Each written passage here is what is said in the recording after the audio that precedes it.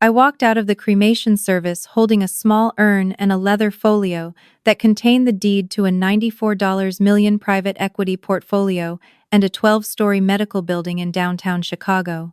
My husband Daniel had been gone for exactly 6 days.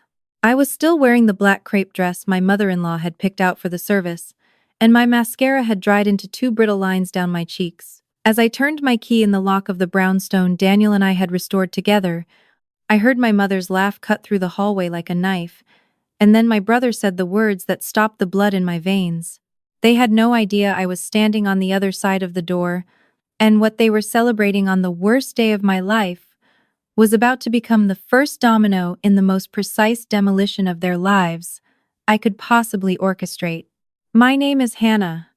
I am 31 years old, and I work as a senior compliance investigator for a federal banking regulator. Before I tell you what I heard through that door, go ahead and drop a comment telling me what city you are watching from, hit the subscribe button, and if you have ever been betrayed by people who share your last name, you are going to want to stay until the very end, because what I did to them took 7 weeks, 2 federal subpoenas, and the single most satisfying moment of my entire life. Daniel died on a Tuesday morning. A brain aneurysm, the cardiologist said. Silent, sudden, over, before the ambulance even reached our block. He was 34 years old. I had spent the week before the funeral sleepwalking through a fog of casseroles and condolence cards, while my family, the people who were supposed to hold me up, quietly began circling like a flock of patient vultures. That afternoon I had come straight from a private meeting with Daniel's estate attorney, a silver-haired man named Mr. Whitaker, who had calmly explained that my late husband had built something in the years before we married that even I had not fully understood. A private equity fund. $94 million, liquid, held in a blind trust with my name as the sole beneficiary, and a medical office tower on West Monroe Street that generated $11 million a year in rent from surgical practices. Daniel had told me once, while we were eating pad thai on our tiny kitchen floor during our first year of marriage, that he wanted to make sure I was taken care of no matter what. I had laughed and told him I took care of myself just fine. 6 days after his death, I was standing in my own foyer clutching a leather folio that proved he had kept that promise anyway. The laugh came again. My mother, Gloria, 62 years old, a former real estate agent who had spent the last decade living well beyond her husband's pension. Her voice was sharp and pleased, the way it always sounded when she believed she was winning something. She will not even read it, my mother said. She has been a mess all week. Push the papers in front of her and tell her it is just for the funeral expenses. Then my brother spoke. Ethan, 28, 3 years younger than me, the baby of the family who had been failing upward his entire life. He was a licensed investment advisor who had burned through 2 firms in 4 years and was currently under informal review by FINRA for what he called a misunderstanding with a client's retirement account. He was the reason my parents had taken out a second mortgage on their ranch house in Naperville last spring. "It is not just funeral costs, Mom," Ethan said. "I drafted the whole package. There is a temporary financial power of attorney, a transfer on death designation pointing at me, and an authorization to liquidate Daniel's retirement accounts to pay off what he owes. She will sign all of it. Hannah has always done what you tell her." A fourth voice. My sister-in-law, Megan, Ethan's wife, 29, a former bridal boutique manager who had posted a picture of herself crying at Daniel's funeral that morning with a caption about how grief was changing her perspective on life. 31,000 followers had told her she was strong. "I already told the moving company to come Thursday," Megan said. "Once the house is in Ethan's name, we can list it for 1.4. That clears Ethan's debt and leaves enough for the down payment in Scottsdale. Hannah can rent a studio in Rogers Park. She will be fine. She does not even have kids to worry about." And then my father, Richard, 64, a retired insurance adjuster who had spent his entire life letting my mother run the household and pretending that made him a patient man. He said the thing that finally made my hands stop shaking, because rage does something cold and clarifying to a body that has been drowning in grief. "Your sister was always the weak one," he said to Ethan. "Daniel spoiled her. Now she has no one to lean on but us. We will do the leaning for her. I stood in the dim hallway with Daniel's urn pressed against my ribs, and the folio pressed against my hip, and I let them keep talking. I memorized every word, every laugh, every single breath. My father had gotten exactly one thing right. I had been spoiled by Daniel. My husband had loved me in a way that was patient and private and completely mine. But my father had been wrong about the weakness. I audit banks for a living. I spend my days finding the fingerprints that fraudsters leave on wire transfers, shell accounts, and doctored signatures. My hands had stopped shaking because my brain had already started working. I set the urn quietly on the hallway console table. I opened the folio. $94 million. A 12-story building full of surgeons paying full market rent. I had the power, right then, to evict every person in my living room from my life with a single phone call. But that was not what I wanted. I wanted them to show me exactly who they were, under oath, on record, with their own signatures on the evidence. So I took a slow breath, let my eyes water up on command, and pushed open the door like a woman who had just lost everything. The second they saw me, the scene reassembled itself. My mother's face melted into something that almost looked like love. My sister-in-law set down her glass of my husband's wine and rushed toward me with her arms already open. My father stayed in the leather armchair that Daniel had picked out 2 summers ago, and my brother stood up from the couch, buttoning his suit jacket with the careful dignity of a man who had practiced this moment in a mirror. "Oh, honey," my mother said, folding me into a hug that smelled like expensive perfume and someone else's cigarettes. "We were just talking about how strong you are being." My sister-in-law rubbed my back in slow circles. "We are all here, Hannah. You do not have to think about anything right now. Just breathe." I cried a little. It was not hard to do. The grief was real, even if the audience was fake. I let them guide me to the couch.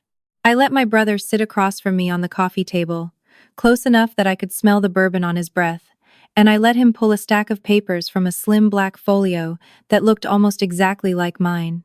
"Hannah," my brother said, in the voice he used with elderly clients, "I know this is the worst possible time. But Daniel left some things unresolved. I have been trying to protect you from the details, but I cannot anymore. He had debts, big ones. And as your only brother, and a licensed financial professional, I can shield you from the worst of it, but you have to let me." I looked up at him with wet eyes. "What debts?" "Daniel never told me." "He would not have," my brother said, and he actually reached out and squeezed my knee. "He was protecting you. But I need you to sign this financial power of attorney so I can handle the creditors before they come after the house. I also need you to sign a transfer on death designation so that if something happens to you in this state of grief, everything passes cleanly to family instead of getting tied up in probate. And this last one authorizes me to access his retirement accounts on your behalf to settle the immediate obligations."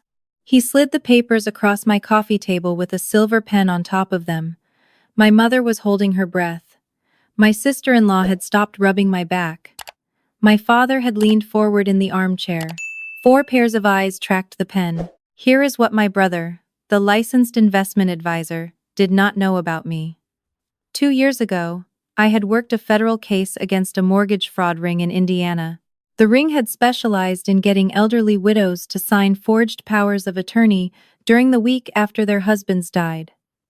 As part of that case, I had learned how to create what our office called a flag signature. It is a deliberately altered version of your real signature, legally registered with your bank and your estate attorney, that looks close enough to pass a casual glance, but triggers an automatic fraud alert the moment it hits any federally insured institution.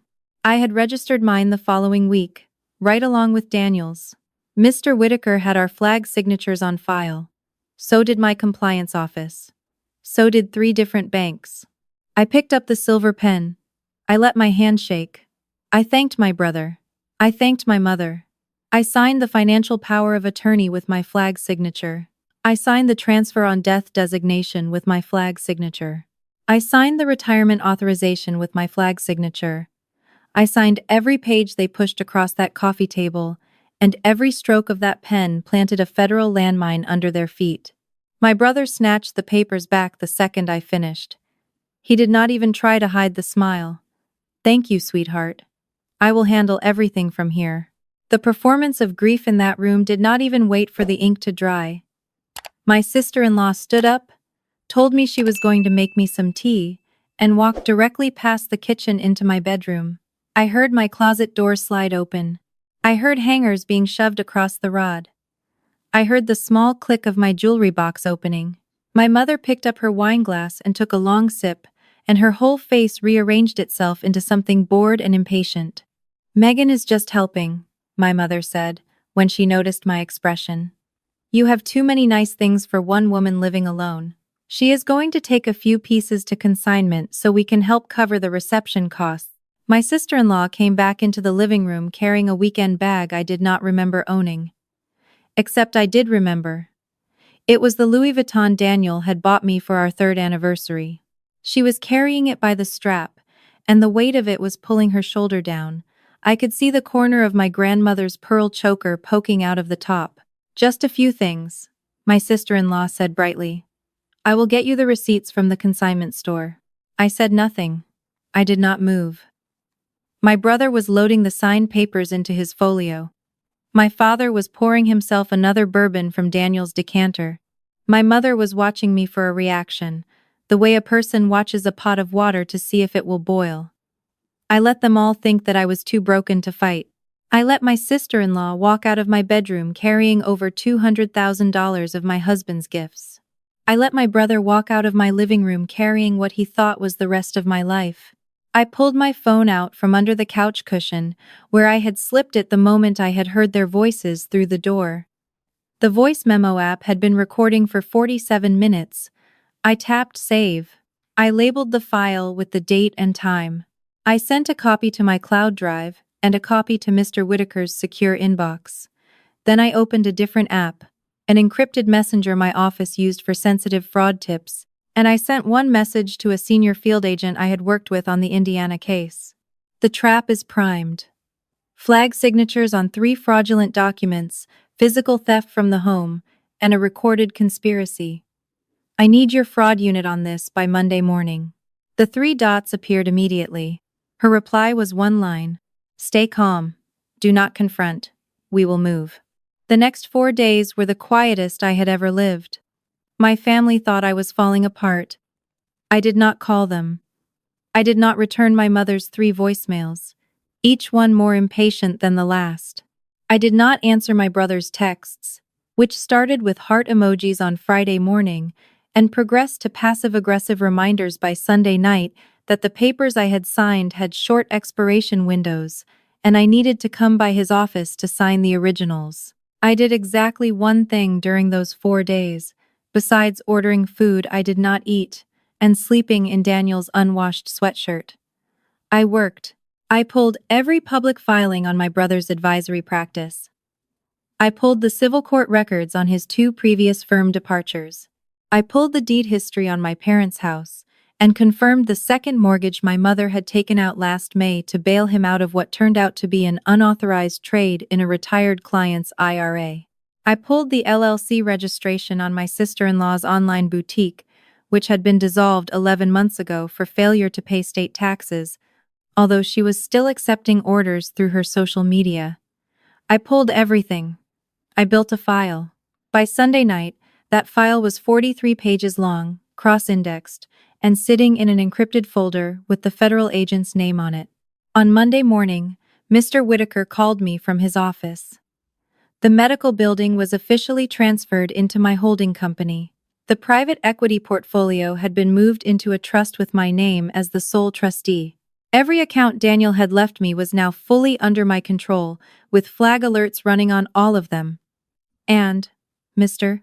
Whitaker said, with the quiet satisfaction of a man who had been waiting his whole career for exactly this kind of client, one of the surgical practices on the 4th floor of the medical building had an interesting tenant history. The lead partner of that practice had borrowed $300,000 in working capital 8 months ago from a private lender. That lender, according to the commercial loan records, was a small LLC in Nevada. The sole officer of that LLC was my brother. I sat in my kitchen holding a cup of coffee that had gone cold an hour earlier, and I understood, completely, that the universe had handed me a gift. I asked Mr. Whitaker to confirm the loan documents and to pull the tenant's payment history. The surgical practice was current on rent, but their own finances were stretched. If the private loan from my brother's LLC was called due, the practice would have to break their lease and move. If the loan terms had violated Illinois usury law, which capped commercial private lending at 9% annualized, and the loan had been issued at 17%, then the entire debt could be voided in state court, and my brother's LLC could be reported to the state attorney general for unlicensed lending. Mr. Whitaker read me the interest rate off the executed note. It was 17.4%. Draft the notice, I told him. Send it to the state attorney general by end of business tomorrow, and copy the FINRA enforcement office in Chicago on the filing. My brother was still texting me heart emojis when that notice went out. On Wednesday morning, my sister-in-law posted a photo to her social media feed of a diamond tennis bracelet laid out on a white velvet tray. The caption said she had inherited it from her grandmother and was finally ready to pass it on to a new home. The bracelet was mine. Daniel had given it to me for our 5th anniversary. I could see the small engraved D on the clasp in the photo. I screenshotted it. I sent it to my federal agent. I added it to the file. On Thursday, my brother finally drove to my house. He brought my mother. They did not call first. My mother pushed the door open the moment I unlocked it, walked past me into my own living room, and stood with her hands on her hips, like a landlord inspecting a unit. "Hannah, this has gone on long enough," my mother said. "Ethan has been trying to reach you all week. We need the originals signed, and we need you to start packing." Megan found a 1-bedroom in Rogers Park that is actually very cute. I sat down on the couch. I did not offer them water. I did not offer them the armchair. I looked up at my brother, and I let my voice shake on purpose. "Ethan, I have been reading those papers you left. I do not understand some of them. Can you explain what a transfer on death designation actually does? Because it sounds like if I died tomorrow, everything would go to you instead of to charity like Daniel and I planned." My brother's face did something very small and very quick. It was the face of a man recalculating. "It is just a temporary protection," he said smoothly. "Once the debts are settled, we can update it." "Okay," I said. "And the retirement authorization. Is that why 3 of my accounts got frozen this week?" "I got a letter from the bank." My mother sat down next to me fast. Her hand clamped around my wrist. "Frozen? Why are they frozen?" "The letter said something about a fraud alert," I said. "They flagged the signature on the authorization form. They want me to come in and verify in person on Monday." My brother's face went completely gray. I let a single tear slide down my cheek. "Ethan, did you do the signatures right? Because if the bank thinks there is fraud, they said they have to report it to the federal authorities. I do not want you to get in trouble because I signed something wrong." My brother stood up very fast. He told my mother they had to leave. He said he had to call his attorney. My mother was still gripping my wrist and asking what was happening. He practically dragged her out of my living room. The front door slammed hard enough to rattle the picture frames. I sat on the couch and I listened to his car peel out of my driveway, and I smiled for the first time in 17 days. The federal fraud unit moved faster than I had expected. By the following Tuesday, my brother's advisory practice had been served with a search warrant. Agents took his computers, his client files, and his personal phone. FINRA moved to suspend his license the same afternoon. The Illinois Attorney General's office opened a separate investigation into his unlicensed lending operation, and the surgical practice, on the 4th floor of my building, had their debt voided by an emergency court order on Friday. My brother was now unemployed, uninsured, and facing 2 parallel investigations, one state, one federal. My sister-in-law's life collapsed 2 days later. The federal agents had pulled her social media posts as part of the evidence gathering, and her post about the diamond tennis bracelet was enough probable cause to secure a search warrant on her apartment. They recovered 7 pieces of jewelry, 4 handbags, 2 watches, and a small painting that had hung in my guest bathroom. All of it had belonged to me. My sister-in-law was charged with felony theft by an Illinois state prosecutor. Her online boutique was shut down. Her 31,000 followers watched it all in real time and then turned on her with the kind of savagery that only the internet can produce.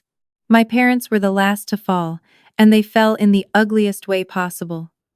2 weeks after my brother's indictment, my mother called me crying. I let it go to voicemail. She left a 16-minute message that started with an apology and ended with her screaming that I was a heartless daughter who had destroyed her son over money. My father drove to my house the next morning. I saw him on my porch camera. I did not open the door. He stood there for 40 minutes, ringing the bell, and then pounding on the wood, and then I watched him sit down on the top step and put his face in his hands. He looked, for the first time in my life, like an old man. I felt nothing except a distant, clean kind of tiredness. He left eventually. I changed the locks that afternoon. The final hearing was 6 weeks after Daniel's funeral. My brother's criminal arraignment on federal wire fraud, bank fraud, and unlicensed lending charges was held in a federal courtroom on Dearborn Street. I did not have to be there. My statement had been taken weeks earlier, but I went anyway. I sat in the third row in a black suit, and I watched my brother walk in wearing an orange jumpsuit with his wrists shackled in front of him. He looked for me immediately. When our eyes met, and he mouthed the word please, I looked back at him until he looked away. My mother was in the 5th row. She tried to catch my eye as I left. I kept walking. On the courthouse steps, a reporter from the Chicago Tribune asked me if I had any comment on my brother's case. I told her the only comment I had was that financial abuse by family members was one of the most underreported crimes in America, and that I hoped other women who were recognizing themselves in this story would call a federal fraud line before the same thing happened to them. I gave her the number. It ran in the article the next morning. 8 months have passed. My brother accepted a plea deal. 7 years in federal prison, plus restitution he will never be able to pay. My sister-in-law took her own plea and is serving 14 months in a state facility.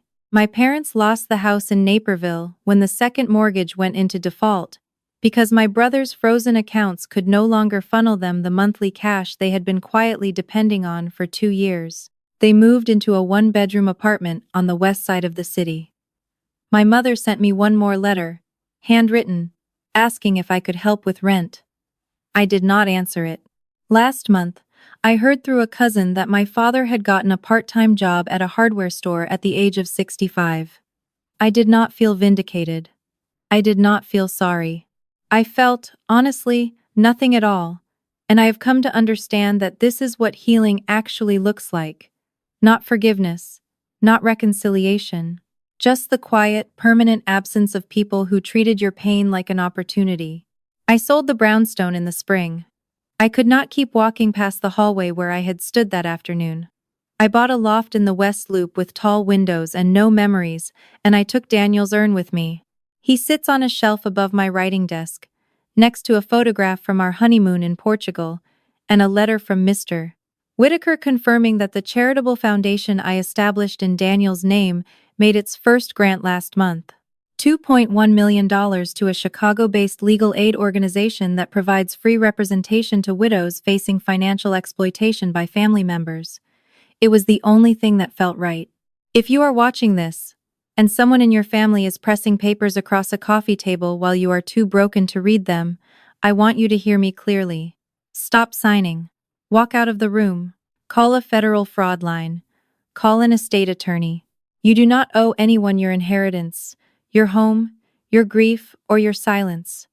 Blood is not a contract. Love is not an obligation you inherit.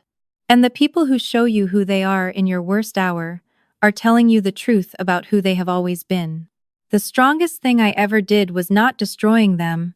It was letting them destroy themselves while I stood perfectly still, holding my husband's urn, and refused to be anyone's victim for one more minute of my life. If this story reached something in you, please hit like, leave a comment telling me where you are watching from, and subscribe to Recovery Stories for more real accounts of people who walked away and built something better. Your peace is not selfish.